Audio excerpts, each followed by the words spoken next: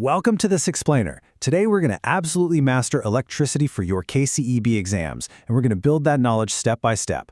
I mean, think about it. Electricity is literally the invisible force powering our entire modern world. From that smartphone in your pocket to the lights right above your head, understanding how it all works isn't just about passing a test. Though, don't worry, we're definitely going to help you do that. It's really about understanding the fundamental backbone of modern technology. So let's get energized and build your circuit to success.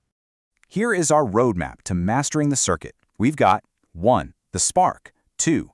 Rules of the road, 3. The pathways, 4. The output, 5. Training ground, and finally, 6. The finish line. This is going to give you the exact structured flow you need to confidently tackle your upcoming exams. All right, Section 1, the spark, current and potential difference. Let's just dive right in. Okay, so the very first concept is electric current, which we represent with the letter I. Simply put, this is just the rate of flow of electric charge through a conductor over a period of time. The formula you need is I equals Q divided by T. Q is the charge in coulombs, and T is the time in seconds. Honestly, the easiest way to picture this is to think of current kind of like the amount of water flowing through a pipe, where the individual electrons are basically the drops of water. When 1 coulomb of charge flows past a specific point in exactly 1 second, we call that 1 ampere. It's really just a measure of how much electrical water is rushing past you. But wait, water doesn't just flow all on its own, does it? Nope. To keep that water moving, we need water pressure. And in electricity, potential difference, or as you probably know it, voltage, is that vital pressure pushing the charge along the wire. The formula here is V equals W over Q. This just means voltage is the amount of work done, measured in joules, to move a unit charge of 1 coulomb from point A to point B. So if current is the flowing water, voltage is the pump providing the pressure to make the whole thing move. Make sense?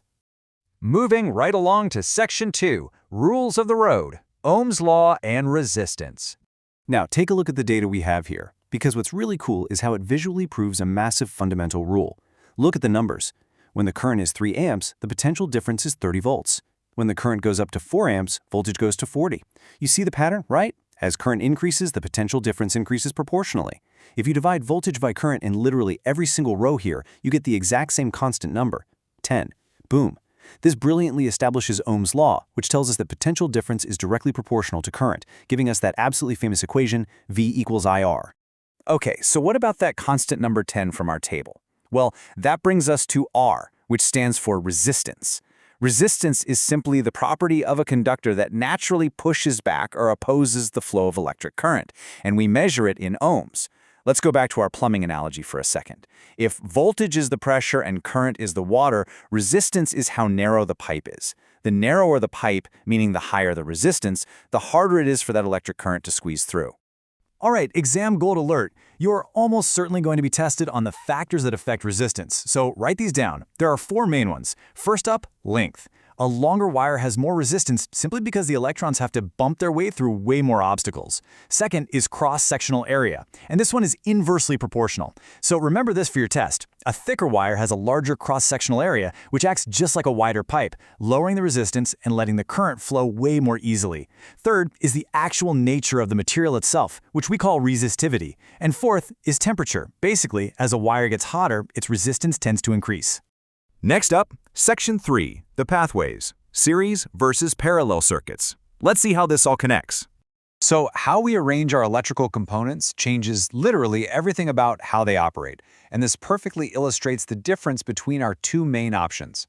On one side, we have resistors connected end-to-end in a single continuous line. This is called a series circuit. The current has only one single path it can take, flowing through one resistor directly into the next. On the other side, the resistors are connected right across common points, creating multiple branching pathways. This is a parallel circuit. Here, the current hits a junction and splits up, traveling through different branches before meeting back up again. Now, why does this matter in the real world? Well, think about household wiring. It's always parallel. Why? In a series circuit, the voltage divides among the components, but, and this is the huge drawback, if one appliance breaks, the connection is completely severed and the entire circuit goes dark. You know those cheap strings of fairy lights where one bulb goes out and the whole thing is ruined? That's a series circuit. But parallel wiring with all its multiple pathways provides the exact same voltage across all components, so if one bulb burns out, no big deal. The parallel wiring keeps the rest shining brightly because the current just takes the other available branches. Moving to Section 4, the output, heating effect, and power. We've seen the pathways, but what are the tangible results of all this electricity? When electrons push through resistance, that friction doesn't just vanish into thin air. It transforms into things we use every single day. Ever wonder why your toaster gets incredibly hot? Joule's law perfectly explains it. It states that the heat produced in a resistor is directly proportional to three specific things: the square of the current, the resistance, and the time the current flows. The formula is H equals I squared RT. This is exactly why devices like electric toasters and irons use special alloy coils. Alloys have a higher resistance than pure metals and don't easily melt at high temperatures, effectively turning electrical energy into that nice heat you need for your morning toast. But hey, heat isn't just for cooking. This heating effect is actually utilized as a total lifesaver. Think about an electric fuse. It's a critical safety device placed in your home's circuits, made of a specific tin-lead alloy that is designed to have a very low melting point. If a massive surge of electricity causes the current to exceed a safe limit, Joule's law kicks into overdrive. The fuse gets rapidly hot and deliberately melts. This snaps the circuit instantly, saving your super expensive home appliances from overloading and, more importantly, preventing electrical fires. Aside from heat, we also measure the overall electrical output as power. Electric power is simply telling you the rate at which electrical energy is consumed or produced in a circuit every second. The absolute easiest way to calculate it is power equals voltage multiplied by current, or P equals VI. And we measure this in watts. So next time you buy a 60-watt bulb at the store, you now know exactly what that means. It is actively consuming 60 joules of electrical energy every single second to keep your room lit. All right, Section 5, the training ground. K.B.C. exam practice questions. Time to put all this to the test. It is one thing to memorize formulas, but it's another to actually apply them. So here is a classic question straight from the 2019 K.C.B. supplementary exam. A bulb is marked 220 volts and 40 watts. Calculate the current flowing through the bulb and its resistance. Okay, let's think about it.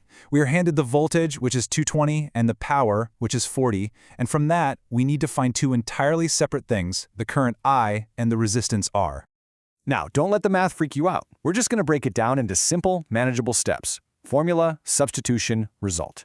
Step 1, we know P equals VI, right? So we just rearrange it to solve for current. I equals P over V. That gives us 40 watts divided by 220 volts. Step 2, calculate that out, and you get a current of about 0.18 amperes, which you can also just leave as the fraction 211 amps. Easy enough. Now for step 3, finding the resistance. We bring back our good friend Ohm's law, V equals IR. Rearrange that to get R equals V over I. We plug in our 220 volts, divide it by our current of 211 amps, and for step 4, we crunch those numbers and arrive at our final resistance of exactly 1210 ohms. See? Step by step, it's an absolute breeze. Finally, Section 6, the finish line, quick revision and summary. Almost there!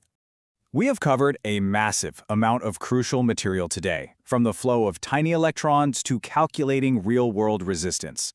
So let's lock it all in with a rapid-fire revision. Keep these 5 core formulas absolutely memorized. Honestly, just write them down on your scratch paper as soon as you sit for your exam, because they are your ultimate toolkit for solving practically any electricity problem.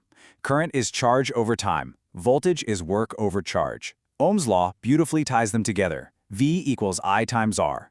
Joule's law gives us heat. H equals I squared RT.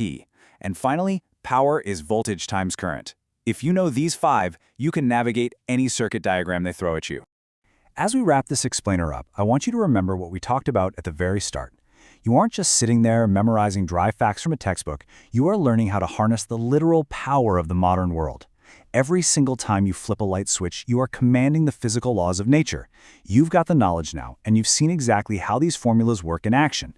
So get out there, prepare well, score high.